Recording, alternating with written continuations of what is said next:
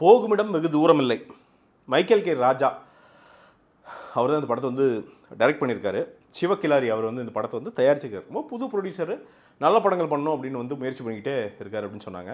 சில நண்பர்கள் சொன்னாங்க படம் நல்லா இருக்குங்க பாருங்கன்னு. நேற்று போய் இந்த படத்தை வந்து பார்க்குறோம்.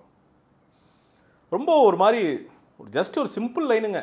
ஒரு பணம் அதை வந்து கொண்டு போய் ஒரு இடத்துல டெலிவரி பண்ணணும், டெட் பாடி டெலிவரி பண்ணணும்.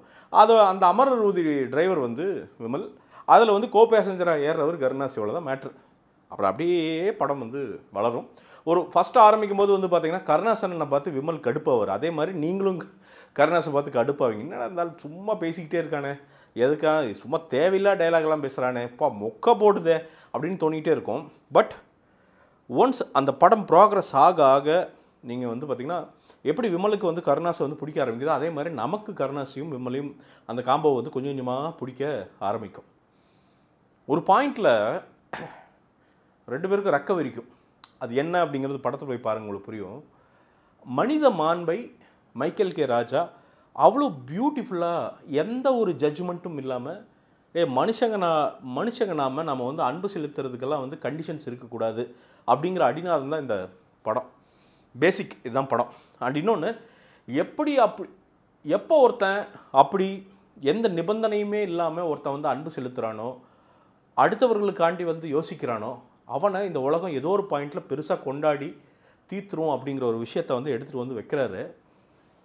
அதை இவ்வளோ பியூட்டிஃபுல்லாக வைக்க முடியுமா அப்படின்னு எனக்கு தெரில. உண்மையாலுமே ரொம்ப பெருமையாக காலரை தூக்கிட்டு இந்த படத்தில் ஒர்க் பண்ண டைரக்டர், அசோசியேட்ஸ், அசிஸ்டண்ட்ஸு எல்லாருமே. ஏன்னா இதை சொல்கிறதுக்கு ரொம்ப கம்மியாக தான் இருப்பாங்க ரிவ்யூவர்ஸ் இல்லைங்களா. பெரிய படங்கள் எல்லாம் ரிவ்யூ பண்ணுறோம். பட்டு சின்ன படங்கள்னா அப்படி ஒரு 3 நிமிஷத்தில் சூப்பராக இருக்குது அப்படின்ட்டு போயிடுவாங்க. பட் இதை சொல்லணும், ஏன்னா பல வருட தவன்னு நினைக்கிறேன். எனக்கு தெரிஞ்சு இந்த ஸ்கிரிப்டெல்லாம் ஒரு 10 வருஷமாக வச்சு சுற்றிட்டு வந்திருக்காரு மைக்கேல் கே ராஜா. ஸோ அதெல்லாம் இன்றைக்கி வந்து இந்த படத்தில் ஒர்க் பண்ண எல்லாருமே பெருமையாக போயிட்டு வந்து பார்த்திங்கன்னா, நான் போகுமிடம் வெகு தூரம் இல்லை படத்தில் ஒர்க் பண்ணியிருக்கேங்க அப்படின்னு சொல்லிக்கலாம். ஏன்னா ஒரு தடவை வந்து எந்த ப்ரொடியூசரோ எந்த சினிமா சம்மந்தப்பட்டவங்களோ அந்த படத்தை பார்த்தாங்கன்னா அவங்க மேலே ஆட்டோமேட்டிக்காக அந்த டீம் மேலே மரியாதை வந்துடும். செமையாக அவனை பண்ணியிருக்காங்கடா அப்படின்ட்டு. அதாவது பெரிய பட்ஜெட்டும் இல்லை, சின்ன பட்ஜெட்டும் இல்லை, அதுக்கு நடுத்தரமான ஒரு பட்ஜெட்டில் இந்த படம் எடுத்திருக்காங்க. ஆனால் அவ்வளவு என்கேஜிங்காக அந்த விஷயத்தை வந்து கொண்டு போயிருக்காங்க. ஒரு சில கொண்டாட்டங்கள்லாம் செகண்ட் ஹாஃபில் வரும், ரொம்ப ரிவீல் பண்ண விரும்பல. அதெல்லாம் வரும்போது நமக்கு என்னென்னா சின்ன ஒரு மனசுக்குள்ள என்னன்னா, நம்ம இன்னும் நிறைய நல்லது பண்ணிடணும், ஏன்னா இந்த உலகம் இன்னும் நம்ம செமையாக கொண்டாடிடும் அப்படிங்கிற ஒரு நம்பிக்கையை, மனிதத்தின் மேலான நம்பிக்கையை வந்து இன்னும் பெருசாக்குறார் மைக்கேல் கே ராஜா. அது இசையாகட்டும், பின்னணி இசையாகட்டும், சினிமட்டோகிராஃபி ஆகட்டும், பக்காவாக ஒரு எளிய மக்களுக்கு ஈஸியாக புரிகிற அந்த மொழியில் வந்து அதை எடுத்து அதை அழகாக வந்து சர்வ் பண்ணுறாரு. கர்ண மகாராஜா வேஷம் வந்து கருணாசனை வந்து போடுவார். அவர் வந்து ஒரு கூத்து ஆடுற ஒரு மனிதன்.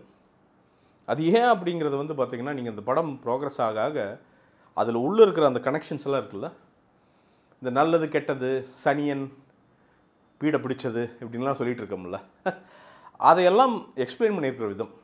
அதான் சொல்கிறேங்க, மைக்கேல் கே ராஜா அப்படிங்கிறவர் தமிழ் சினிமாவுக்கு மிக முக்கியமான இயக்குநர்களில் ஒருத்தராக இருப்பார் அப்படிங்கிற டவுட்டே வேணாம் உங்களுக்கு. நிச்சயமாக சொல்கிறேன்.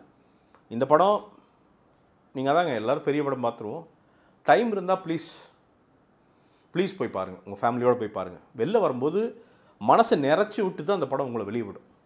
உங்களை எக்காரந்து கொண்டு இந்த படம் வந்து டிசப்பாயிண்ட் பண்ணி டிக்கெட்டு என்னடா எங்களை போட்டு புலம்ப வச்சுட்டீங்களாடா அப்படிங்கிற எதுவுமே இருக்காது. திரை மொழியில் எந்த தவறுமே இல்லாமல் மனிதர்களின் மாண்பை உள்ளே வச்சுக்கிட்டு எல்லாத்தையும் எந்த ஜட்ஜ்மெண்ட்டுமே இல்லாமல் கொண்டாடுகிற படம் தான் இந்த படம். அவனுக்கு அவங்க கஷ்டம் அப்படிங்கிற விஷயத்தை எடுத்து அதுக்குள்ளே ஒரு மேட்ரை கரெக்டாக லேயர்ஸ் அது எப்படி பின்னி கொண்டு வந்தாருன்னு தெரில, அவ்வளோ பியூட்டிஃபுல்லாக பின்னி ஒரு படமாக வெளியே எடுத்துகிட்டு வந்து வச்சுருக்காங்க. இந்த படம்லாம் தோற்றக்கூடாதுங்க நியாயமாக. இன்றைக்கி திங்கக்கிழமை, ஏன்னா இந்த படத்துக்கு நிறைய தேட்டர் கிடைக்கல, இந்த வாரம் வந்து தேட்டர் கிடைக்கல. வாழை ஒரு பக்கம், கொட்டுக்காளி ஒரு பக்கம், ரெண்டுமே பெரிய பெரிய டீமுகள், அவங்களுக்கு பெரிய பெரிய பேக்கிங்ஸ் இருக்குது. ஆப்வியஸ்லி இந்த பக்கம் சிவகார்த்தி நிற்கிறார், இந்த பக்கம் மாரி செல்வராஜ் இருக்கிறப்போ மிஷ்கின்லேருந்து எல்லாருமே பேசுகிறாங்க. இந்த படத்துக்கு நீங்கள் பார்த்துருப்பீங்க என்ன பெரிய ஆக்டிவிட்டீஸ்லாம் இருந்தது, எதுவுமே இல்லை. அது நம்ம தமிழ் சினிமாவுடைய சாபம். அதான் ரெண்டு பெருசாக இருந்தால் ஒரு சின்னதால் வந்து பேரும் ஒதுங்கி தான் நிற்கணும் அப்படிங்கிற அந்த தமிழ் சினிமாவுடைய வர்ணாசிரம கொள்கை அது.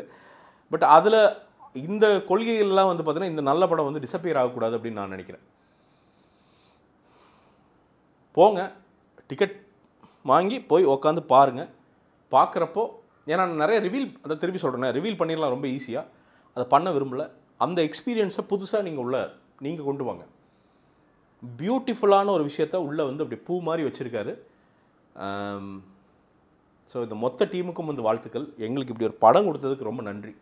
ஒரு தமிழ் சினிமா ஆடியன்ஸாக ரொம்ப வெளில வரும்போது ரொம்ப சந்தோஷமாக வந்தேன். அப்பா, யங் டேரக்டர்ஸ் எல்லாம் செமையாக எடுக்கிறாங்கயா அப்படிங்கிற ஒரு சந்தோஷத்தோடு வெளில வந்தேன். மைக்கேல் ராஜா திருப்பி சொல்கிறேன், தமிழ் சினிமாவுக்கு ரொம்ப முக்கியமானவர். நிச்சயமாக தமிழ் சினிமாவில் ஒரு நல்ல அட்டகாசமான ஒரு இடத்தை இயக்குனராக பிடிப்பார் அப்படிங்கிற டவுட்டே வேணாம். போகுமிடம் வெகு தூரம் இல்லை.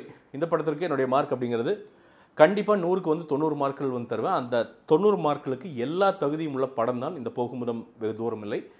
போங்க, தமிழ் சினிமா ஆடியன்ஸாக போய் சப்போர்ட் பண்ணி இந்த படத்தை பெருசாக மேலே தூக்கி கை தூக்கி விடுங்க. நன்றி.